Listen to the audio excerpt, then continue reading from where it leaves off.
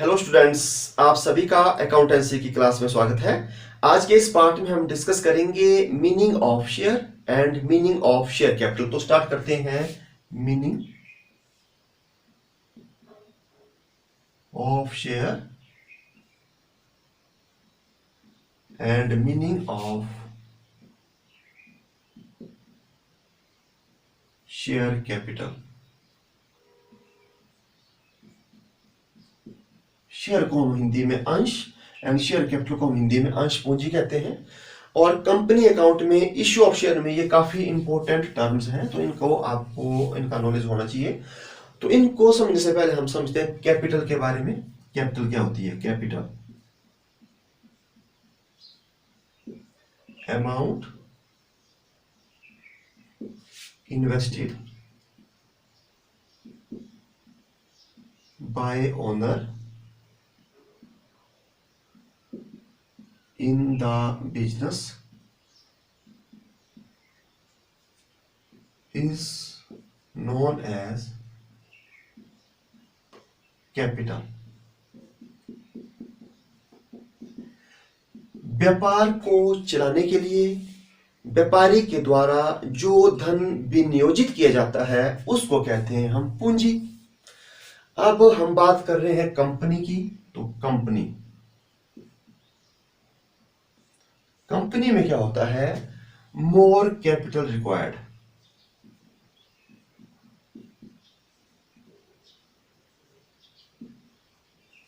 काफी ज्यादा पूंजी की जरूरत होती है और उस पूंजी को एकत्रित करना एक इंडिविजुअल का, सोल ट्रेडर का और पार्टनरशिप फर्म जो है के बस में नहीं होता है। तो इसलिए क्या करते हैं, जो पूंजी है हम एग्जांपल मानते हैं, जैसे कंपनी को चलाने के लिए हमारे को चाहिए 1 लाख रुपीस की पूंजी, इतनी हमारे को कैपिटल चाहिए। अब इसको इकट्ठी कर पाना क्या हो रहा है, काफी ज्यादा मुश्किल हो रहा है एक सोल ट्रेडर के लिए, एक पार्टनरशिप फर्म के लिए। तो हम कंपनी का निर्माण करेंगे और फिर इसको हम कैसे इकट्ठा करेंगे? तो इसको हम छोटे छोटे पार्ट में विभाजित कर देंगे। ठीक है, तो जो पार्ट होते हैं, जिन पार्टों को हम डिवाइड करते हैं, तो उन पार्टों की वैल्यू जो है वो रहती है ₹10 to ₹100।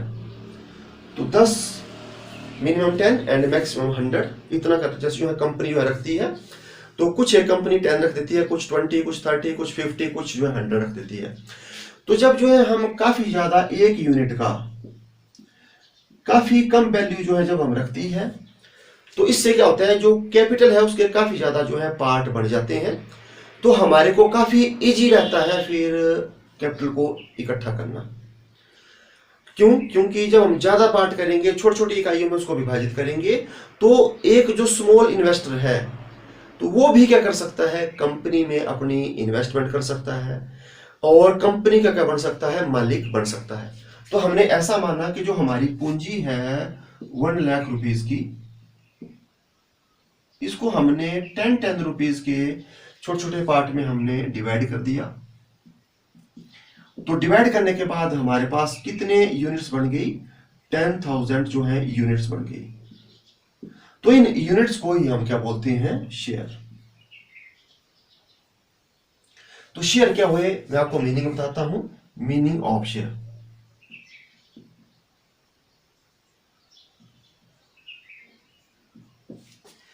The capital of the company divided into small units. These small units are called share. तो कंपनी की जो पूंजी है उसको छोटे छोटे भागों में क्या कर दिया जाता है, छोटी छोटी इकाइयों में बांट दिया जाता है। और इन छोटे छोटे इकाइयों को, ये छोटे छोटे भाग होते हैं, पार्ट होते हैं, इन्हीं को हम क्या कहते हैं? Share. The capital of the company divided into small units, these small units are called share. तो ये आपको बता दिया मीनिंग ऑफ शेयर। और फिर जब हम क्या करते हैं, शेयर को इशू करने के बदले जो पूंजी एकत्रित करते हैं उसको बोलते हैं हम शेयर कैपिटल। तो अब आपको बताता हूं मैं, आप कैसे लिखेंगे meaning of share capital. Meaning of share capital,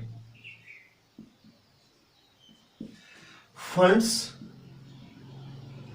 generated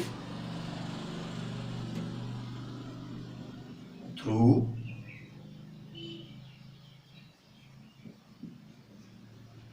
issue of share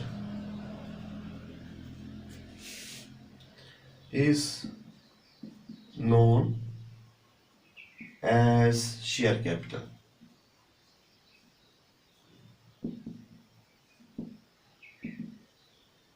तो इसका क्या मीनिंग हो गया? अंशों के निर्गमन के बदले जो पूंजी प्राप्त होती है उसे हम क्या कहते हैं? अंश पूंजी। Funds generated through issue of share is known as share capital. तो आज के इस पार्ट में बस इतना ही। अब हम मिलते हैं नेक्स्ट पार्ट में। Thank you.